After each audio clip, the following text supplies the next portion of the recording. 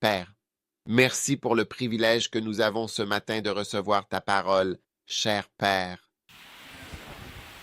Seigneur, nous te demandons, s'il te plaît, de nous guider par le Saint-Esprit, au nom de Jésus-Christ.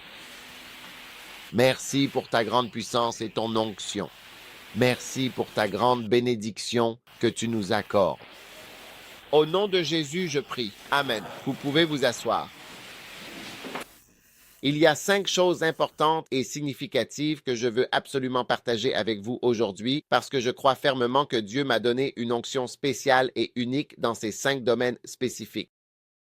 Alors je veux vraiment vous encourager à écouter très attentivement et je suis convaincu que Dieu va toucher votre cœur. Amen. En premier lieu, il s'agit de l'art du leadership, qui est essentiel. Amen, amen. Comment diriger? Alléluia. Maintenant, en tant que chrétien, ce livre est l'un des livres les plus importants que Dieu m'a très certainement permis d'écrire. Et je veux croire en Dieu que vous en aurez tous un exemplaire. Amen. Alors, je veux que vous écoutiez attentivement. Maintenant, dans 1 Timothée 4, verset 6, la Bible dit « Si tu fais ces choses, en effet, tu seras un bon ministre de Jésus-Christ. » En réalité, qu'est-ce que cela signifie? Cela signifie que tu peux être un bon ministre ou un mauvais ministre, n'est-ce pas? Et dans tout, tu peux certainement être bon ou mauvais, absolument, dans chaque aspect de la vie. N'est-ce pas vrai? Donc, tu peux être un bon mari ou un mauvais mari. N'est-ce pas vrai? Tu peux être une bonne épouse ou une mauvaise épouse. N'est-ce pas vrai? Tu peux être un bon président ou un mauvais président d'un pays. N'est-ce pas? Oui. Tu peux aussi être un bon dirigeant et puis un mauvais dirigeant. N'est-ce pas? Parce qu'il y a du bon et du mauvais dans tout.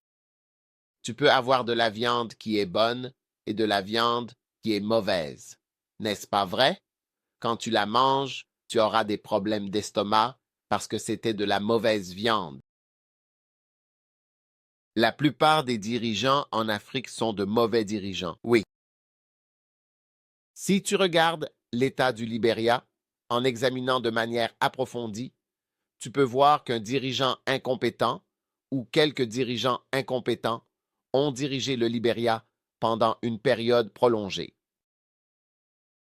Ce n'est pas que le Libéria n'est pas riche, ou que le Libéria n'a pas de ressources, ou que le Libéria n'a pas de personnes intelligentes, ou que le Libéria n'a pas de gens bien. Absolument pas. Tous les Libériens ne sont pas chrétiens, car tout devient bon ou mauvais selon le dirigeant et la manière dont il dirige.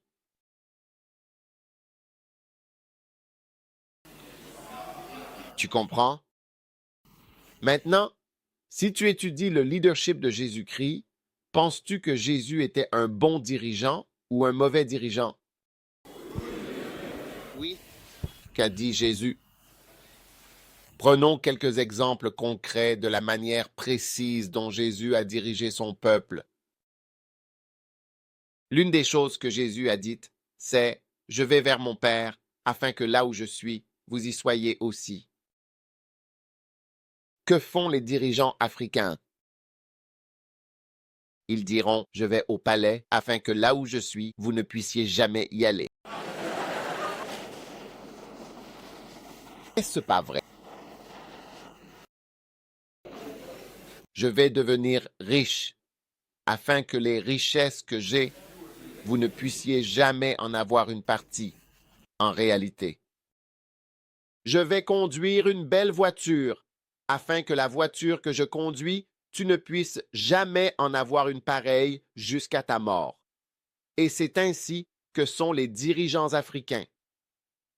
Nous sommes des dirigeants qui veulent être les seuls à réussir, pendant que tout le monde reste pauvre. C'est pourquoi les présidents africains ont des jets privés. Ils volent, vivent dans la richesse de leur palais et possèdent tout. Mais quand on regarde les peuples qu'ils gouvernent, ils n'ont rien. La plupart de notre peuple n'a rien. Tu comprends? La plupart de notre peuple n'a rien. Nous venons de Zuidru Ganta Banga. Il n'y a pas de route là-bas, il n'y a pas d'électricité, il n'y a rien. Tu vois? Mais c'est comme ça que sont, en fait, les dirigeants africains. Alors, quand tu es pasteur, tu vois, Dieu nous donne la connaissance. L'Esprit de Dieu nous donne la connaissance. Et grâce à la connaissance et à la compréhension, nous pouvons nous détourner des mauvaises voies et des mauvaises manières de faire les choses. Et l'une des choses que Dieu nous enseigne, c'est comment être un bon dirigeant. Une autre chose à propos des dirigeants africains, par exemple, c'est que lorsqu'ils sont en place, ils veulent y rester pour toujours. N'est-ce pas vrai? Oui, certainement. C'est souvent la raison des guerres, des combats et des luttes. Les gens se battent pour faire partir quelqu'un qui refuse obstinément de quitter cette position, ce qui est souvent la cause de nombreux conflits. N'est-ce pas vrai? Mais qu'a dit Jésus? Il a dit, « Je dois m'en aller. Je dois m'en aller. Et le consolateur viendra. Une autre personne viendra. » Mais un dirigeant africain ne peut jamais imaginer ou même concevoir qu'une autre personne puisse faire ce qu'il fait dans n'importe quelle circonstance et le faire mieux. Vous vous souvenez que Jésus a dit qu'il est bon que je m'en aille? C'est avantageux. Mais les dirigeants africains ne pensent pas qu'il soit avantageux qu'ils partent, ou que peut-être même un autre parti ou un autre groupe pourrait venir et faire mieux. Et Jésus a dit, c'est une bonne chose. Et les disciples ont dit non. Et les dirigeants, toujours ceux qui disent, ne pars pas. Reste là juste jusqu'à ta mort.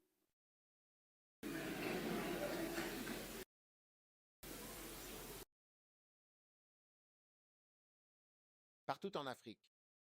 Regardez Mugabe, il a plus de 90 ans au Zimbabwe. Il a resté le temps d'années.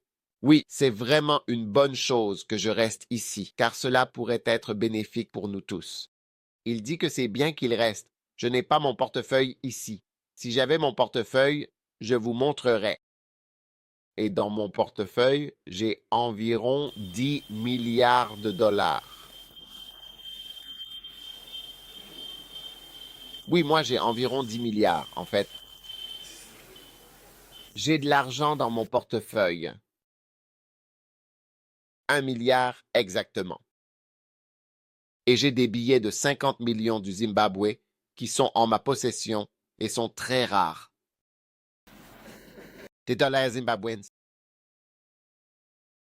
Et on utilise environ 10 milliards pour acheter environ un pain. Million.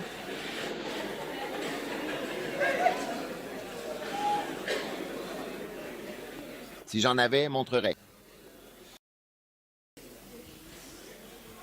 Parce qu'un homme dira, je ne partirai jamais jusqu'à un jour et demi ou quelque chose comme ça. 10 000 milliards. Des billets de 10 000 milliards. Un seul. Billet d'1 billion de dollars seul. Comme si un fou, comme dirigeait la banque. L'argent ne vaut plus rien, environ 10 milliards de dollars pour pouvoir simplement acheter un seul pain.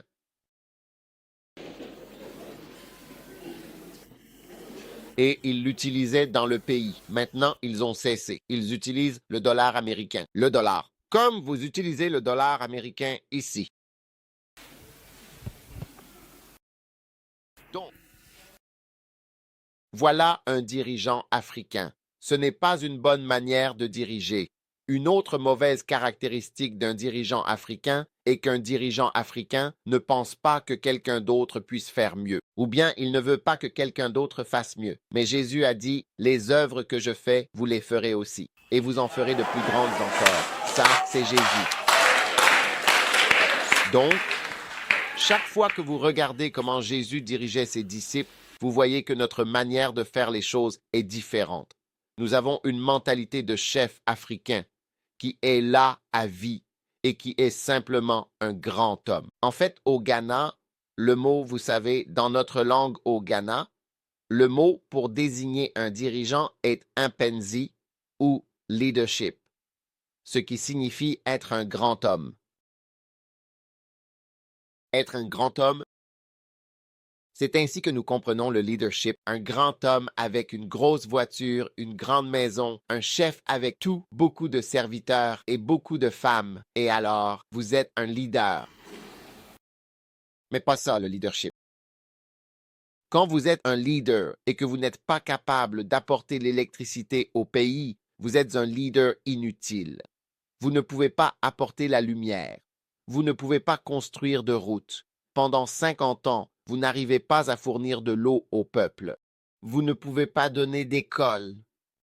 Parce que pourquoi êtes-vous là? Est-ce parce que nous voulons que quelqu'un soit dans le palais? Non, nous avons besoin de quelqu'un qui dirigera le pays pour que tout le monde soit heureux. Nous aurons de la lumière, des routes, des écoles, de l'électricité, des hôpitaux, tout ce dont nous avons besoin. Alors, les dirigeants africains ont ainsi transformé l'Afrique en un État mendiant. Nous sommes toujours comme des mendiants. La seule route construite viendra de près et donc, en dehors de cela, aucune route. C'est pour cela que nous avons toutes ces guerres, car les gens sont frustrés à un point. Ils disent, Charlie, battons-nous contre ce type. Il ne partira jamais de là. Alors le chapitre 7 de ce livre dit, décide simplement de devenir un bon leader. Parce que nous sommes aussi de mauvais dirigeants. Les pasteurs aussi. Tu vois, un pasteur, c'est exactement comme les politiciens. C'est comme ça que nous sommes. Tu vois que le pasteur a une église depuis des années. Il ne construira jamais un bâtiment comme celui-ci. Il ne construira rien. Chaque jour, il dit que le pasteur loue une salle quelque part. Il ne fera jamais la collecte et ne l'économisera pas pour construire une structure. Il ne fera rien.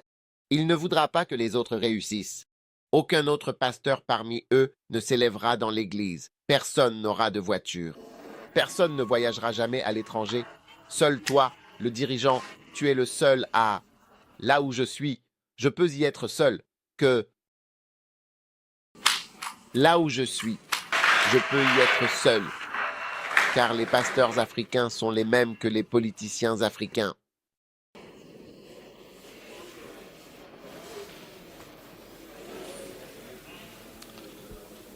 Alors, je veux encourager tout le monde ici à décider d'être l'un des bons dirigeants d'Église, car un bon dirigeant d'Église est essentiel pour la communauté et peut inspirer les autres à suivre le bon chemin. Amen. Maintenant, je ne vais pas parler longtemps du leadership parce que vous devez étudier par vous-même, car vous pouvez voir à quel point le livre est volumineux. Mais je vais partager avec vous une caractéristique d'un bon leader. Amen. Voulez-vous apprendre cette caractéristique? Alléluia. Et cette caractéristique d'un leader, c'est la lecture, une compétence essentielle. Lire et étudier. Amen. Lire et étudier, certainement.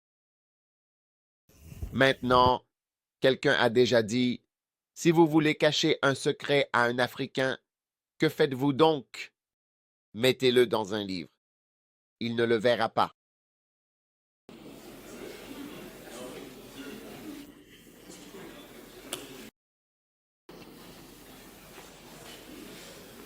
Parce que nous n'aimons pas lire. Donc, si vous voulez vraiment cacher un secret, à vrai dire, placez-le dans un livre. Il y a donc plusieurs raisons pour lesquelles chaque pasteur devrait devenir un lecteur, ou toute personne qui veut être un leader dans l'Église doit devenir un lecteur. Premièrement, seuls les 20% les plus performants lisent des livres. seulement les 20% du haut. Et en tant que leader d'une église, vous devez, en effet, faire partie des 20% les plus élevés de la société pour être un leader dans l'église de manière significative. N'est-ce pas? N'est-ce pas? Maintenant, combien d'entre vous ont vu? Quelle nourriture avez-vous ici? Du riz sec. Avez-vous du riz sec ici? Avez-vous déjà vu un vendeur de riz sec lire un livre pendant qu'il... Voyez-vous un vendeur de riz sec lire des livres? Et les vendeurs d'oranges? Avez-vous des vendeurs d'oranges ici? Des gens qui vendent des oranges, des bananes, des granités. Comment appelle-t-on des granités? Des vendeurs de gramping. Vous voyez un vendeur de gramping en train de lire un livre? Pourquoi? Parce qu'ils ne font pas partie des 20% les plus élevés de la société. Ils sont dans les 20% les plus bas. Donc, ce qu'il faut comprendre, c'est que les personnes qui ne lisent pas se trouvent dans la partie inférieure de la société. Alors, si tu dis que tu veux devenir un leader et que tu ne lis pas, je te le dis d'avance. Tu ne pourras jamais vraiment faire partie des 20% les plus élevés de la société parce que tu ne lis pas. Tu n'es pas un lecteur.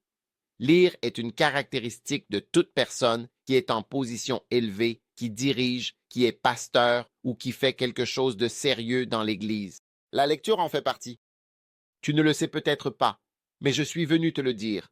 Et c'est pourquoi, en venant ici, je t'ai apporté des livres merveilleux que beaucoup de gens aimeraient avoir.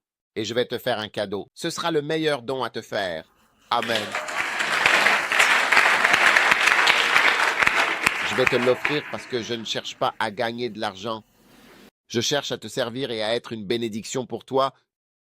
Amen. Pour moi, chaque fois que je rencontre quelqu'un qui est une bénédiction pour moi, j'offre des livres, car tous les livres ne peuvent pas être lus. Certaines personnes, quand tu les lis, tu ne comprends pas. Donc, il n'y a pas besoin de se forcer. C'est comme la nourriture. Si je te donne de la nourriture du Ghana, tu ne pourras pas la manger. Quand tu la regardes, tu dis « Hé,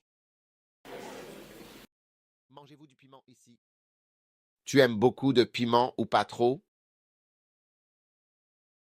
Ils en mangent beaucoup.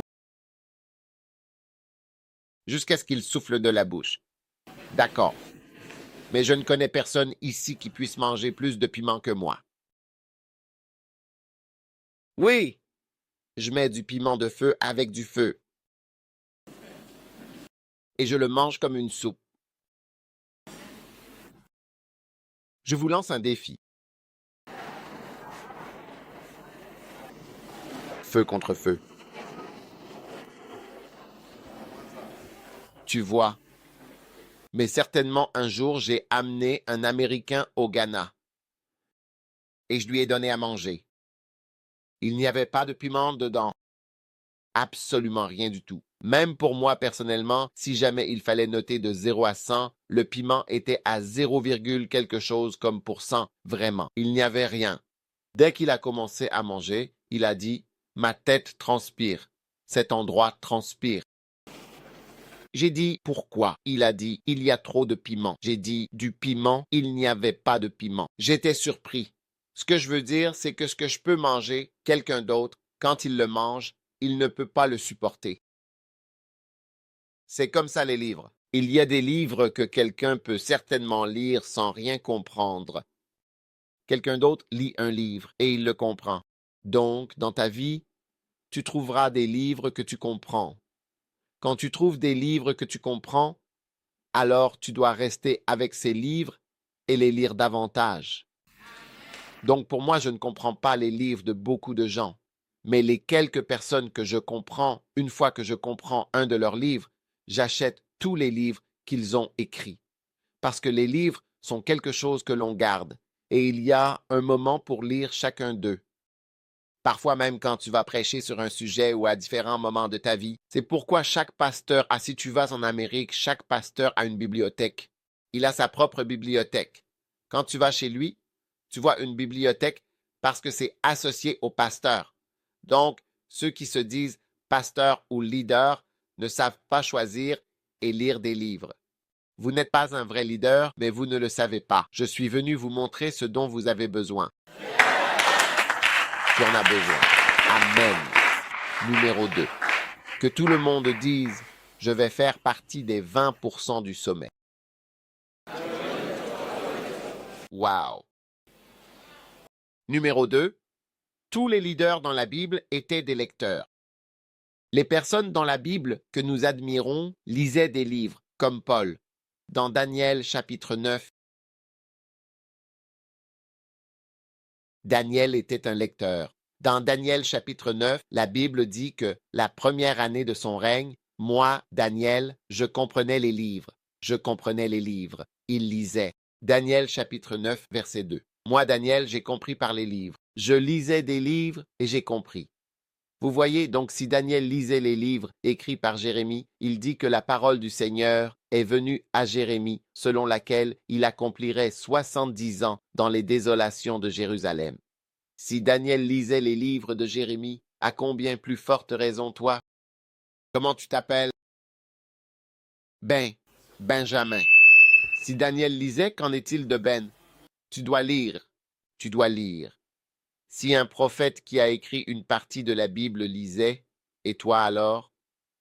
Il lisait le livre de Jérémie. Jérémie était un prophète de son époque. Et la raison pour laquelle tu dois lire les livres de quelqu'un de ton époque, c'est que quelqu'un qui n'est pas de ton époque, son anglais et ce qu'il écrit, tu ne peux même pas les comprendre.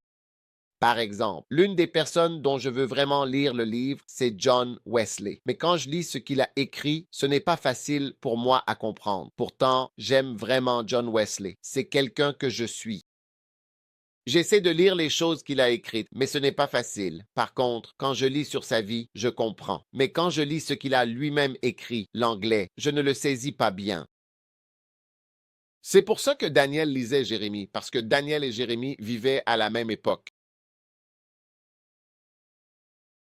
Vous me suivez? Oui. Donc si Daniel lisait toi, alors, frère, mieux avoir une bibliothèque. Quand je passerai, je veux une bibliothèque, des livres. Tu es parmi les 20% les plus motivés. Paul, l'apôtre, a dit à Timothée, dans 2 Timothée 4, verset 13, il a dit, « Le manteau que j'ai laissé à Troas chez Carpus, quand tu viendras, apporte-le avec toi. » Et les livres, et les livres, et les livres, et les livres. Quand tu viendras, apporte mes livres, apporte Risek. Certains d'entre vous auraient dit, apporte ma nourriture, apporte ceci, apporte mes chaussures, apporte cela. Mais Paul a dit, et les livres, surtout les parchemins, les choses qui ont été écrites. Donc, si tu veux être un bon leader et que tu veux suivre quelqu'un comme Paul, tu dois t'intéresser aux livres. Amen. La troisième raison, c'est qu'un livre peut changer. Un livre est un enseignant patient. Un enseignant patient. Vous voyez, si vous voulez être un bon leader, d'accord, vous devez être enseigné patiemment dans la parole de Dieu. Combien d'entre vous réalisent parfois que lorsqu'on apprend, cela prend du temps pour comprendre? Seulement 2 personnes. Le reste d'entre vous, vous apprenez vite. Hein? Oui. Combien d'entre vous ont été en classe, vous posez une question et les gens crient? Les gens crient que vous retardez, que vous faites perdre du temps. Est-ce que cela vous est déjà arrivé? Oui, ça arrive tout le temps. Ça m'arrivait tout le temps à l'école. Chaque jour, il disait, je retardais, posais trop. Je disais, je ne comprends pas. Mais un livre, lui, ne se fatigue jamais. Vous pouvez lire ce chapitre dont je vous prêche. Il s'agit de lire dans ce livre. Je prêche à partir du livre. Vous voyez tous les points expliqués. Si vous le lisez lentement, si vous le relisez, le livre ne crie jamais. Et combien de fois vas-tu lire ma page?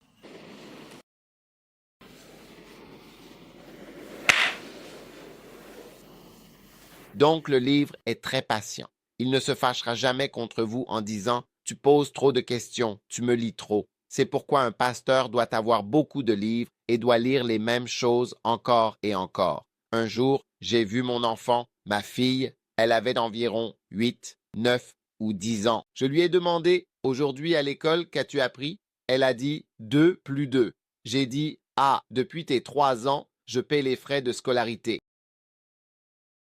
3 ans, 4 ans, 5 ans, 6 ans, 7 ans, 8 ans, 9 ans. Et aujourd'hui, qu'est-ce que tu apprends?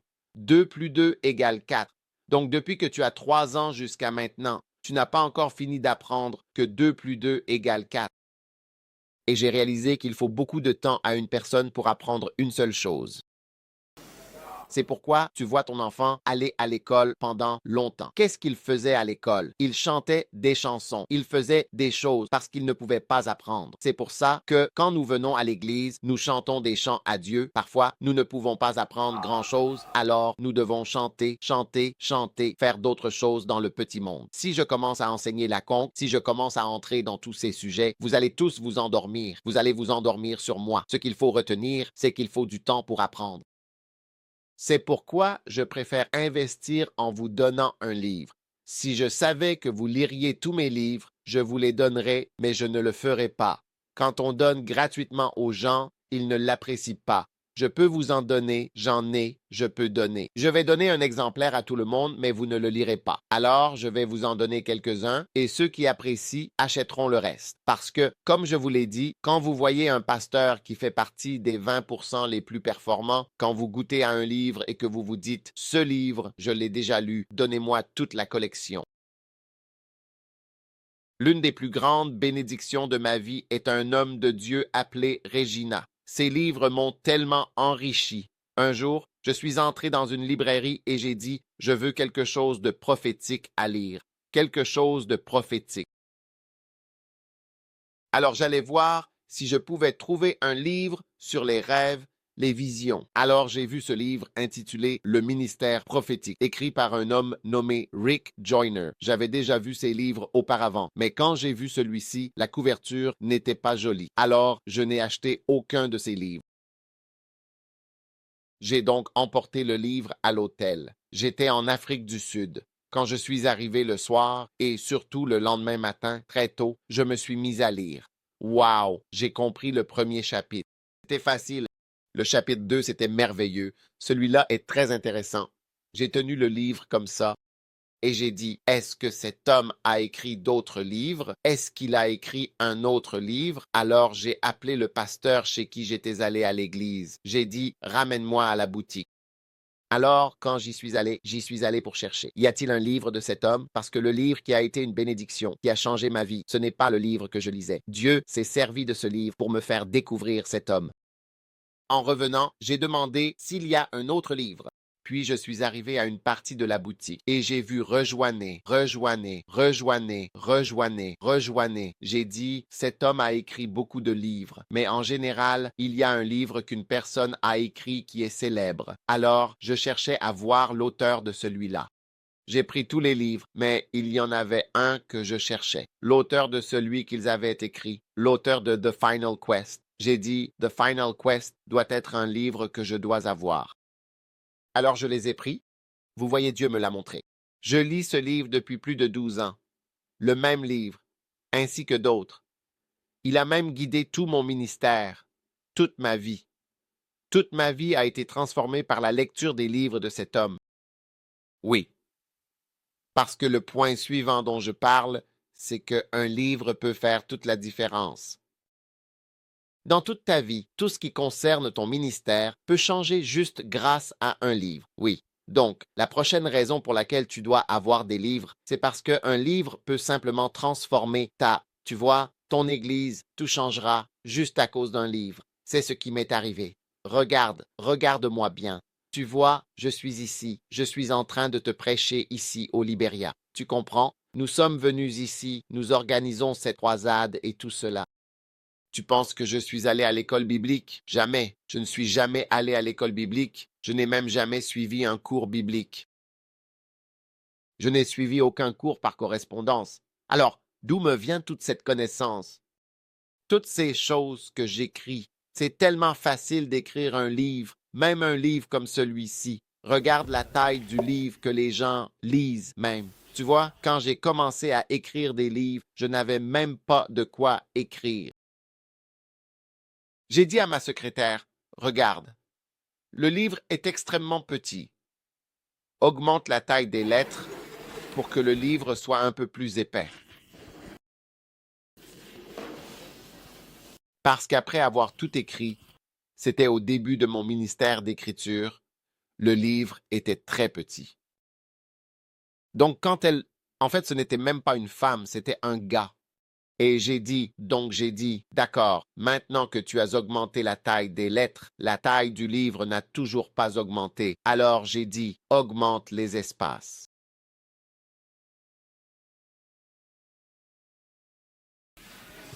Et j'ai vu qu'après avoir augmenté les espaces, le livre avait grossi. Alors j'ai dit, ajoute plus de paragraphes.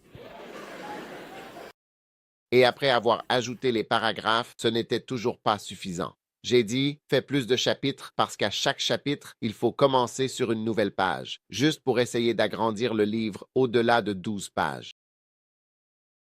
Pour arriver à écrire 12 pages. Maintenant, regarde tout ce qui est écrit. Et ça, c'est même ce que je suis en train d'écrire. Je dois le raccourcir. J'ai dit, c'est bon, arrête, n'écris pas trop. Personne ne pourra lire tout ça.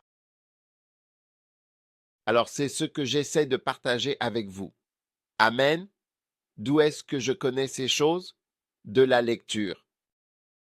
La lecture, amen. Je n'ai pas été formé pasteur. Je ne suis pas formé. Je suis un pasteur non formé. Je suis un évangéliste non formé. Je n'ai aucune formation théologique. Je suis médecin. Je suis un docteur formé. Je suis un médecin formé. Si tu t'évanouis maintenant, je peux te réanimer. Oui, si tu t'effondres, je peux te réveiller car je suis médecin. Je sais comment te ranimer.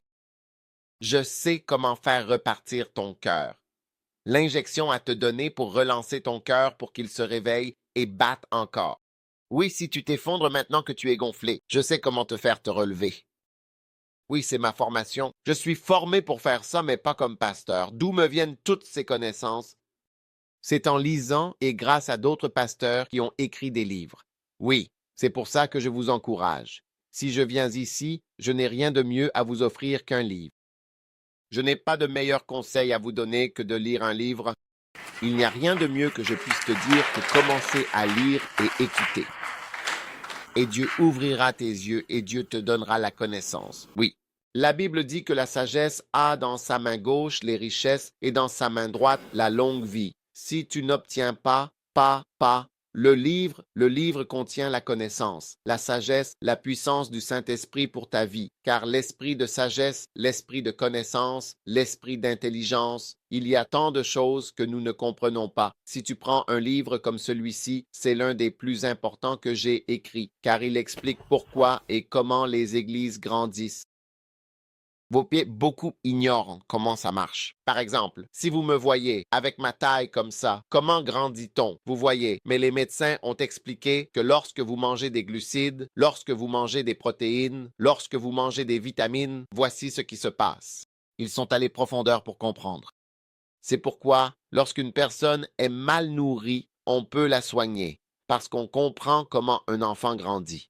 Beaucoup de gens ne savent pas que l'Église, on peut comprendre comment elle grandit. Par exemple, quels sont les éléments qui la font grandir? Qu'est-ce qui fait que la chose change? Oui, ce sont comme des protéines. C'est le glucide pour le ministère. Ce sont les vitamines. J'ai écrit ce livre pour cela. Si vous êtes pasteur, prenez votre temps avec patience, car il vous faudra du temps pour comprendre. C'est ce que je disais, vous faut un enseignant patient, un texte à lire longtemps. Vous êtes patient et souhaitez agrandir votre Église. Avec le temps, vous aurez la plus grande Église du Libéria. Oui. Mon Église est des grandes du Ghana. Je vous le dis, j'ai des cathédrales différentes cathédrales. Ce sont toutes des églises données par Dieu. Je ne suis le pasteur d'aucune d'elles. Différentes, toutes avec beaucoup de gens et des bâtiments et tout. Je ne suis le pasteur d'aucune. Pendant que je suis ici, elles ont leur propre pasteur. Oui. Je peux aller dans n'importe laquelle et dire que je suis venu, que j'ai pris l'avion. Oui, c'est une bénédiction. Quand je me suis marié, ils ont dit que ma femme était enceinte. C'est pourquoi je me suis marié. Oui, il n'y a rien dont on ne m'ait pas accusé auparavant. C'est pourquoi j'ai écrit un livre pour ceux qui t'accusent. Ce sera chance pour toi.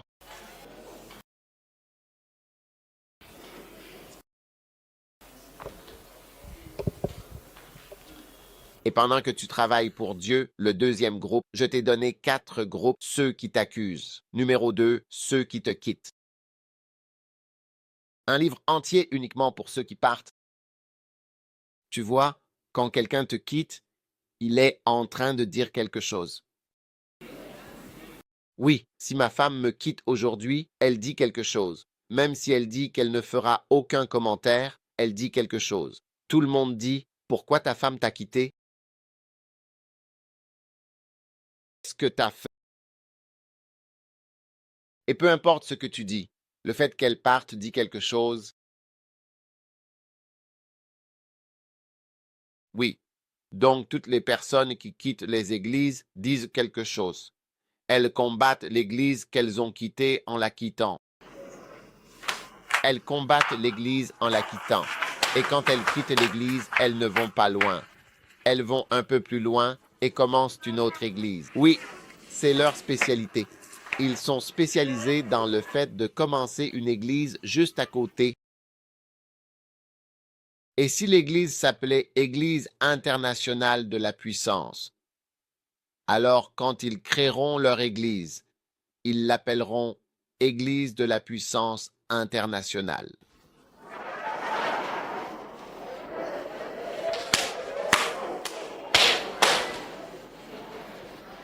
Leur nom est similaire. Et quand ils partent, ces choses sont dans ce livre. Tu vois, c'est la Bible. Quelqu'un s'appelait Jéroboam. Il a fait exactement cela. Il disait qu'ils allaient établir une autre église, disant, « Il n'est pas nécessaire d'aller à Jérusalem. Venez à Béthel. Pas besoin d'aller à l'église de cet homme.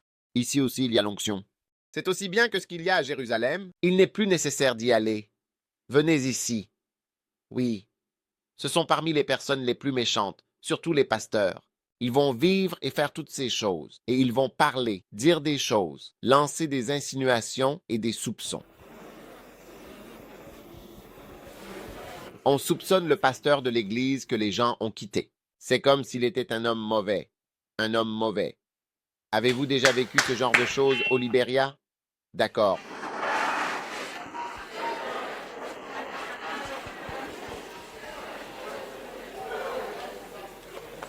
Ensuite, il y a ceux qui font semblant, les hypocrites. Quand tu prêches, ils disent « Oh, pasteur, j'ai été béni. J'ai été béni par le message, mec. J'aime ta prédication, mec. Pasteur, j'aime ta prédication, mec. Tu es un homme bien. Tu es un homme bien. » Mais quand ils te quittent, alors ils diront autre chose. Mais ce qu'ils ont dit, c'était pasteur, je t'aime. Mais quand ils s'en vont, ils disent autre chose, parce qu'ils sont comme des serpents à 2 langues. Un jour, j'ai attrapé un serpent. J'étais allé prier et un serpent est entré dans la maison. Je l'ai poursuivi. Nous étions 3 à essayer de le tuer. J'ai réussi à le tuer. J'ai tapé l'arrière de sa tête. Quand j'ai tapé l'arrière de la tête, le serpent a ouvert la bouche. Et quand l'arrière s'est ouvert, la langue est sortie. J'ai dit, regarde, 2 langues dans le serpent. Comment peux-tu avoir 2 langues? L'une dit de bonnes choses et l'autre dit de mauvaises choses. L'une dit, je t'aime, et l'autre te rabaisse. Ceux qui font semblant, ceux qui font semblant, ceux qui font semblant. On en a plein. On en a plein dans l'Église. C'est pour ça que j'ai écrit tout un livre qui leur est dédié. Ceux qui font semblant dans l'Église.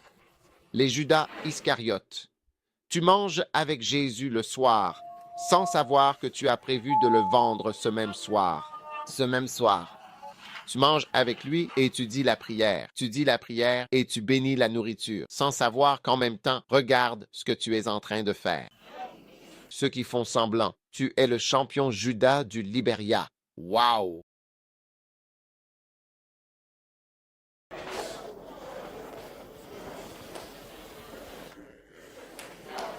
Et le dernier groupe, ceux qui oublient. Ceux-là sont vraiment les gens qui oublient encore ce qu'on a fait pour eux. La Bible dit dans Hébreux chapitre 6 verset 10 que Dieu n'est certainement pas injuste pour oublier. Et les gens, parfois, vous voyez, Il faut honorer les anciens pasteurs de la ville. Certains d'entre vous ont oublié. Nous devons honorer l'Église catholique du Libéria. C'est la plus ancienne église du monde. C'est une église catholique. Et l'Église catholique doit être honorée par tous les chrétiens. Oui. Et ensuite, à cette époque, il faut comprendre que tu dois respecter cette vie, même si tu ne les veux pas, parce que tu ne comprends pas que nous venons tous de là. J'ai moi-même bénéficié de l'Église catholique. Regarde, s'il n'y avait pas eu cela, quel genre de christianisme existerait dans de nombreuses régions du monde? Parfois, la seule église présente ou qui reste, c'est une seule église. Oui, une seule et unique église, et c'est l'Église catholique. Dans beaucoup d'endroits, seuls les catholiques sont là. T'es pas là. Nom de ton église, Église Int, Assoc, Pentecôtiste, Feu des Anges. Où est ton église? Elle n'est nulle part. Elle n'est nulle part. Les catholiques ont accompli quelque chose. Les méthodistes accompli. Les baptistes ont fait. Tout accomplit quelque chose. La Bible dit que tu te lèveras devant les cheveux blancs, tu leur rendras honneur. Tu es censé honorer les personnes âgées et ton père. Les gens oublient ce qu'on a fait pour eux. Oui, on oublie certainement ce que quelqu'un a fait pour nous. Et quand tu oublies, tu deviens un échec dans ta vie. Amen. Alors j'essaie de me souvenir de toutes les personnes qui ont été bonnes avec moi, même leurs épouses. Et quand elles sont mortes, j'ai des gens qui prennent soin de moi. Ils me servent spirituellement. Ils sont morts. Certains d'entre eux, je m'occupe toujours de leurs épouses. Je me souviens de leurs femmes. Ils sont partis, ils sont morts, mais l'épouse est là. C'est la seule façon pour moi de dire merci. Que tu sois venu et que tu m'aies servi. Tu as prêché et tu as fait quelque chose pour moi. Mais beaucoup de gens, vous êtes méchants. Amen. Vous êtes méchants. Vous ne vous souvenez pas. Vous ne vous souvenez de rien de ce qu'on a fait pour vous. Vous ne dites jamais merci. Oui, et tu vois, même aux examens à l'école, quand tu passes des examens, tu ne te souviens de rien. Tu vois que tu échoues. Tu échoues. Tu échoues. Le plus long fleuve du Libéria? Ne t'en souvenir. Quand on te demande quelle est la... Tu peux pas t'en souvenir. La plus haute montagne d'Afrique de l'Ouest? Tu peux pas t'en souvenir. Elle est tout près en Guinée? Tu peux pas t'en souvenir. Quelle est la plus haute montagne d'Afrique? Tu ne peux rien te rappeler. C'est pour ça que tu échoues à tous tes examens. J'ai dit, c'est pour ça que tu échoues. C'est pour ça que tu n'es pas médecin. C'est pour ça que tu n'es pas avocat. C'est pour ça que tu n'es rien, parce que tu ne pouvais rien te rappeler. Quand tu ne peux rien te rappeler, tu deviens rien. Tu vas aussi loin que les choses dont tu te souviens. Tu montes aussi haut que les choses dont tu te souviens. Et tu descends aussi bas que les choses dont tu ne te souviens. Tu descends. Ouais. Donc ce sont des choses très, très importantes. Des choses, et c'est pourquoi elles font toute partie de ce dernier point. J'ai dit que j'avais 5 choses à partager avec vous. La première concernait le leadership. À propos du leadership, très important. La deuxième que je partageais avec vous concernait la croissance de l'Église. Que les églises peuvent croître, méga-églises et... La troisième chose à partager avec vous concerne le travail pastoral, le ministère de berger. La transforme ton ministère pastoral, rôle berger. Et la quatrième chose à partager avec vous sur l'onction. Recevoir l'onction et les étapes pour y parvenir. Ce sont les domaines que Dieu m'a oint pour enseigner. Quand il m'a dit, à partir d'aujourd'hui, tu peux enseigner, c'est de ces choses-là qu'il parlait. Qu'un jour je pourrais enseigner toutes ces choses. Oui. Et enfin, la loyauté et la déloyauté. D'accord? Très important. Et les pères, c'est la loyauté. D'accord? Maintenant, il est très important d'être loyal envers un père, n'est-ce pas? Et envers les pères que Dieu élève. Alléluia. Tout le monde dit que la loyauté envers un père est très importante. Wow. Combien sont prêts à être loyaux envers un père? Vous sûr? Merveilleux. Maintenant, je veux partager avec vous quelque chose de très, très, très important. L'importance en relation avec les pères et la signification de la loyauté. Amen. Et c'est comment identifier un père. Amen. Première épître aux Corinthiens, chapitre 4, verset 15.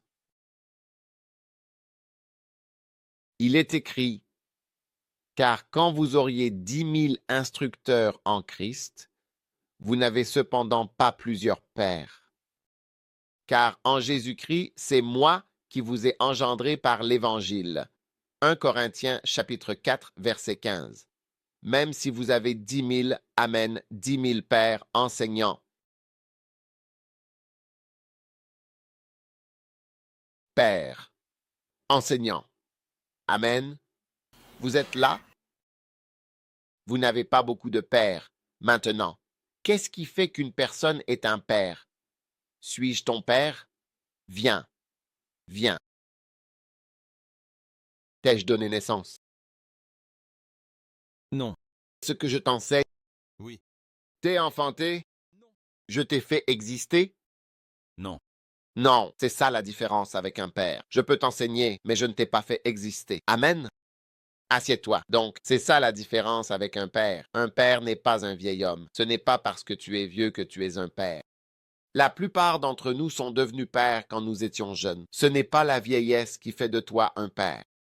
C'est en réalité le fait que tu fais véritablement exister quelqu'un d'autre dans ce vaste monde. Maintenant, il y a différents types de pères. D'accord? Et je vais vous en donner 4 ou 5. Numéro 1.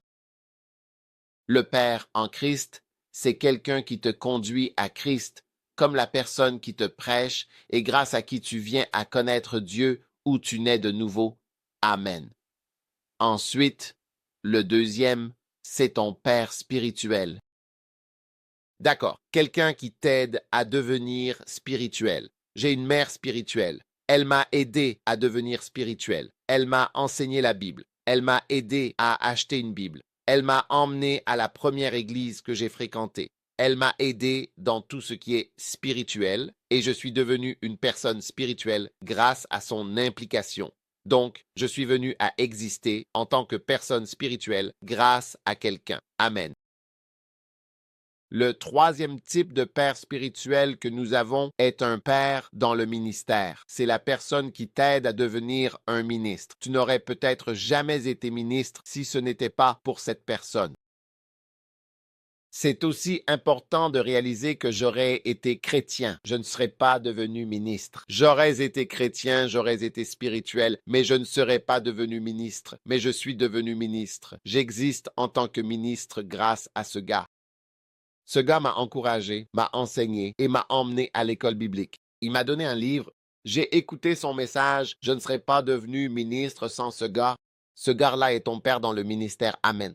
Nous avons différents types de pères. Ensuite, nous avons un père d'église. C'est-à-dire que l'église n'aurait pas existé s'il n'avait pas été là. S'il n'était pas venu pour fonder cette église, elle n'existerait pas. C'est pourquoi j'expliquais à ce frère que je t'enseigne. Mais t'ai-je fait exister? Non. C'est pourquoi je ne suis pas ton père. Je ne suis pas ton père. Je peux t'enseigner quelque chose, mais cela ne fait pas de moi un père. Un père crée. Souviens-toi de cela. L'enfant, les enfants auxquels j'ai donné naissance, c'est moi qui les ai fait exister. Si je n'avais pas eu de relation sexuelle avec ma femme, ils ne seraient pas là. Et c'est pareil spirituellement. Tu ne serais pas spirituel sans quelqu'un, une sœur ou un frère qui est venu t'enseigner. Allons à l'église, faisons ceci, cela. Ou bien tu ne serais même pas né de nouveau s'il n'y avait pas eu quelqu'un pour te prêcher et te dire que tu dois naître de nouveau. Ou tu ne serais pas devenu pasteur s'il n'y avait pas eu quelqu'un pour te dire tu peux servir Dieu. Va à l'école biblique. Je t'aiderai à servir Dieu. Tu ne serais pas devenu ce que tu es. Donc, cette personne est un père, car il te fait exister. Tu n'existerais pas si ce gars-là n'était pas là. Cela fait de lui un père et non un enseignant. Donc, j'essaye d'expliquer, tu dois comprendre ce qui fait un père et ce qui fait juste un enseignant. Et la Bible dit, vous avez 10 000 enseignants, mais vous n'avez pas beaucoup de pères.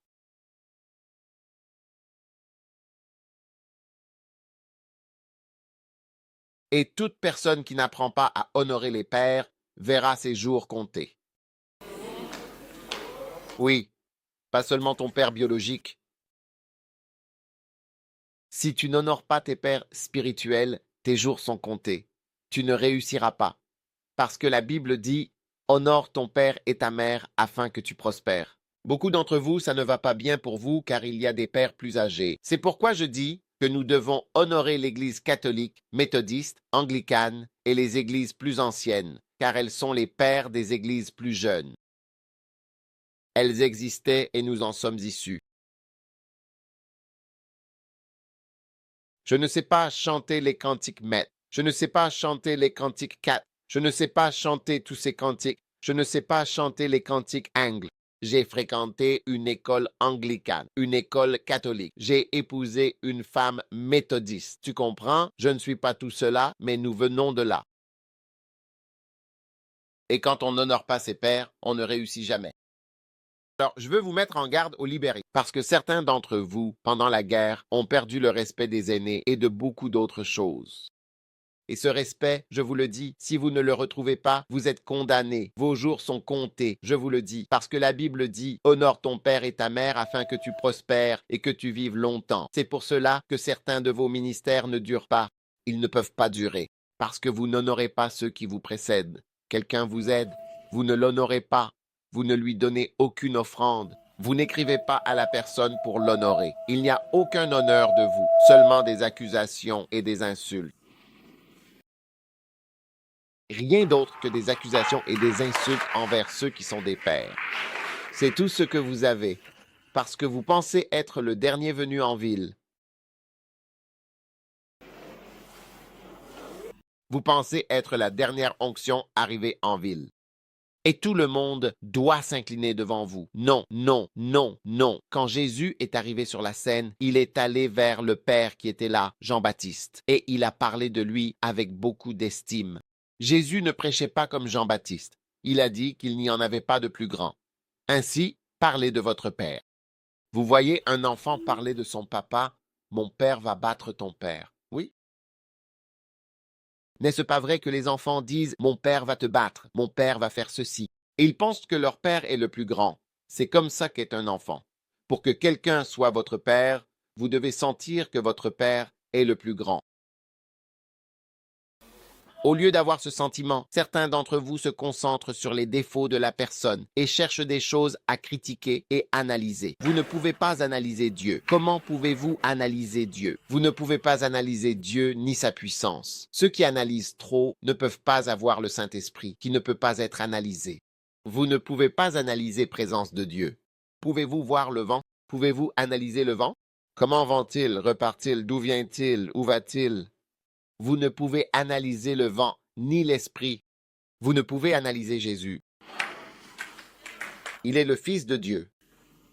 Et lorsque tu veux trop analyser ton Père, alors tu commences à le déshonorer. Et Dieu te dit aujourd'hui, il est temps d'honorer les pères. Il est temps d'ouvrir ton cœur. Alléluia, alléluia. Il est temps d'ouvrir ton cœur et de t'humilier et d'être un fils, un bon fils, afin que ton père puisse dire, voici mon fils bien-aimé en qui j'ai mis toute mon affection, et non pas que ton père dise, quand je vois ce garçon, je me mets en colère, un fils rebelle. Alléluia. Voici donc les types de pères, et dans mon ministère, Dieu m'a donné des pères. Un jour, j'ai eu une vision. J'étais dans mon bureau, au sous-sol, et un ange est descendu. Quand l'ange est descendu, il tenait deux choses. L'ange tenait un manteau, comme celui de cet homme, et il tenait un petit bocal, un bocal en verre. Et dans le bocal en verre, il y avait des cendres. Et il m'a dit, l'ange m'a dit, dans cette bouteille, ce sont les cendres de ton père. Il a posé la bouteille sur l'étagère. Il m'a donné le manteau. Il a dit, c'est le manteau de ton père. Porte-le. C'est ton manteau à porter. Et il a dit, un jour, toi aussi, tu iras dans une bouteille, mais ce manteau, je le donnerai à quelqu'un d'autre. Ils prendront le manteau et le mettront sur quelqu'un d'autre, car c'est le manteau, c'est l'onction. L'onction passe simplement d'une personne à une autre, ce n'est pas quelque chose, c'est leur corps, les cendres, elles seront simplement mises de côté. Mais le manteau, l'onction, elle se répand. C'est bien, tu prends de celui-ci. Et Jésus, tu vois les voleurs sur la croix pour qu'ils défendent. Le tissu en quatre, tu vois, c'est symbolique de la manière dont l'onction de Jésus a été divisée et répandue sur la terre. Oui, oui, c'est ça l'onction. Tu vois, quand tu as un père, tu hérites de sa veste. Quand mon père est mort, tous ses vêtements m'ont été donnés. Oui, tous ses vêtements. Ses cravates, je ne pouvais pas les porter parce qu'elles étaient trop grandes et qu'elles n'étaient plus à la mode.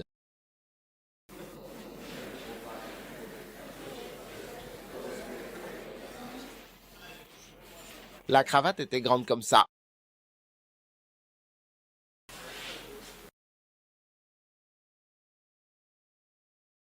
Mais on attend toujours quelque chose de son père. Oui. Et ton père spirituel, a une chose à te donner, le pouvoir. La puissance et l'onction. Quand Élisée a vu Élie partir, il a commencé à crier « Mon père, mon père, mon père, mon père ». Il avait discuté avec lui avant sa mort. Il a dit que tu veux. Il a dit, je veux l'onction. Je connais ton onction. Je n'aime pas ton argent. Je n'aime pas ta femme. Je n'aime pas ta voiture, ton char, tes chevaux, tes fermes, rien. Je veux l'onction. Quand il l'a vu partir, il n'a pas crié mon patron, mon patron. Il a crié mon père. Mon père, c'est mon vrai père. Kenneth Hagin est devenu père pour moi. Quand mon père est mort, mon père biologique, quand il est mort, j'étais à l'étranger. Quand je l'ai appris, j'ai pleuré ce matin-là. Quand Kenneth Hagin est mort, j'étais au Kenya. J'étais dans un bus. J'ai regardé mon téléphone et quelqu'un m'a envoyé un message. Kenneth Hagin venait de mourir. J'ai commencé à pleurer dans le bus. Je ne le connais pas, je ne lui parle pas. Ce n'est pas un ami de la famille, mais il était devenu un père pour moi. Dans l'esprit. Vous voyez, l'onction que je porte est la même onction. C'est pour cela que j'ai écrit autant de livres. Il écrivait aussi énormément de livres. C'est le premier pasteur qui a écrit autant de livres. L'onction pour écrire des livres, c'est l'onction de Papa Hagin. C'était la grande onction d'enseignement que Dieu a introduite dans l'Église. C'était une grande onction. Je suis béni de participer à cette onction. Que vous puissiez aussi participer à l'onction de votre Père. Que vous ne participiez pas aux malédictions de votre Père, mais que vous preniez part à l'onction de votre Père, et que vous soyez un fils loyal et un fils béni, et qu'un jour vous entendiez ces paroles. Très bien, ajoutons vraiment très bon et fidèle serviteur. Levez-vous tout le monde.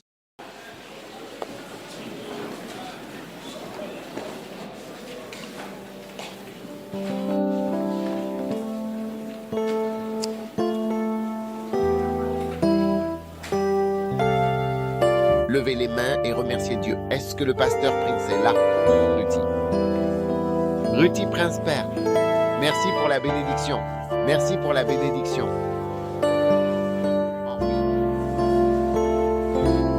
Là. Amen.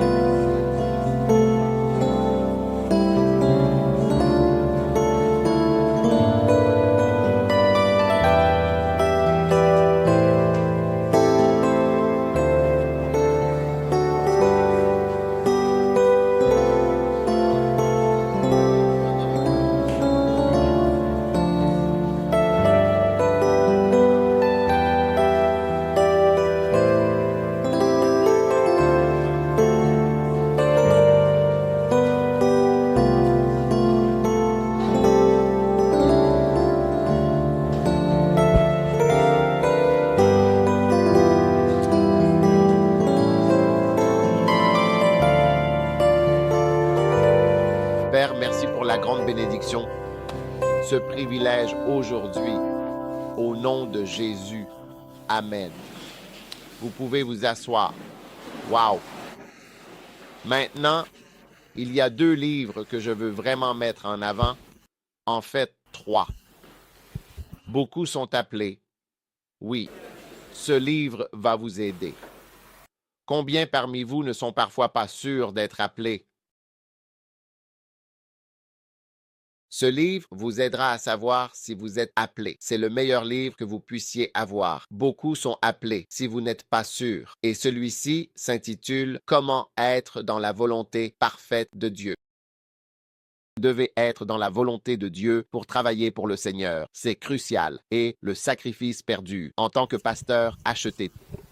Vous ne pouvez pas tout lire. Cela prend beaucoup de temps. et verrez, j'en ai besoin. Et vous le lirez. Ce sera une bénédiction. Mais en tant que cadeau spécial, je vais offrir, parce qu'aujourd'hui nous avons seulement une conférence de pasteurs ce matin, je vais offrir à chacun ici 4 livres différents en cadeau.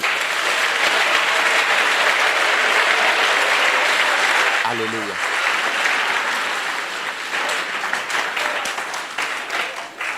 Amen. Mais nous n'avons pas, je ne sais pas, où est Ruthie?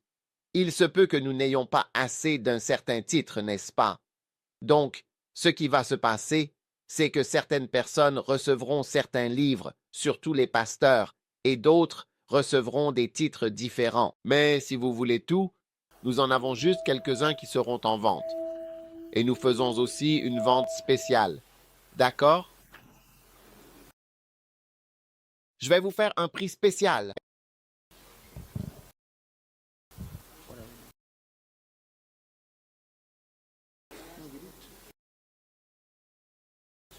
Achetez un livre pour 10 $. Il coûte normalement 25 $, mais achetez un livre pour 10 $ et vous recevrez 2 livres gratuits. Achetez un livre pour 10 $ et vous recevrez 2 livres gratuits. Vous y croyez? Donc, pour ceux qui le veulent, Dieu vous a fait un cadeau. C'est un don. N'est-ce pas pratiquement gratuit? Combien de vous savent que c'est gratuit? Gratuit. Mais je vais quand même le faire car je veux que ceux qui le veulent vraiment disent « Écoute, donne-moi tout ça, ceci, cela, j'apporte de l'argent. » Certaines personnes n'ont pas d'argent. Quelle que soit la situation, je veux en donner gratuitement pour que tout le monde soit béni. Amen. Ensuite, je vais aussi faire une invitation spéciale. Tous ces livres sont disponibles. Combien veulent l'un de ceux-ci? Ceux qui oublient. Ceux prétendent.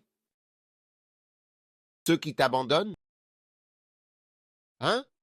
Tout est bon, n'est-ce pas?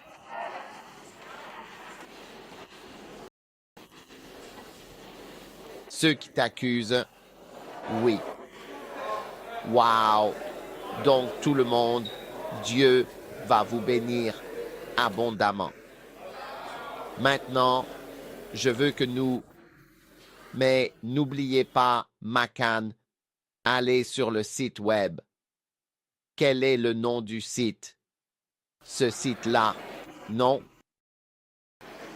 Mon nom est un site web là derrière, quoi. Mills Point, tout ça. Sur la page d'accueil, vous voyez ceci. Vous pouvez le télécharger gratuitement, mais vous pouvez aussi en acheter un ici. Il contient énormément de choses. Chaque pasteur, je vous le dis, vous l'achetez, vous l'obtenez, vous m'écrivez et vous me dites que c'est la plus grande bénédiction qu'il ait reçue, ce Macané. Oui, donc procurez-vous-le, il vous bénira et écoutez-le tout le temps. Maintenant, je veux faire une offre spéciale.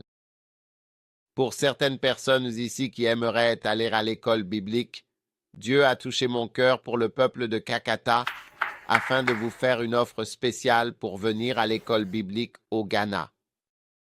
Pour 4 ans, vous pouvez aussi venir pour 1 an, 2 ans, 3 ans ou 4 ans, mais pour 4 ans, nous allons vous offrir une bourse. Vous devez venir vous-même. Mais une fois que vous êtes là-bas, la bourse comprend la nourriture, le logement, les frais de scolarité, tout.